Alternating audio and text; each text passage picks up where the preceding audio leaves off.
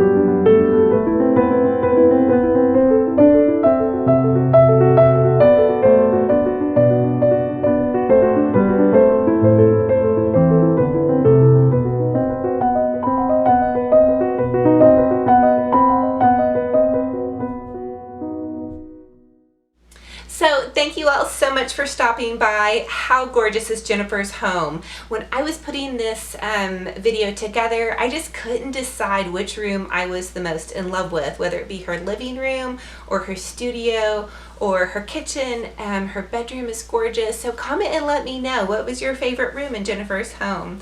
If you guys are new to my channel, I would love to have you subscribe. Go ahead and click that subscribe button, and the little bell will update you on when I post another Cottage of the Month home tour.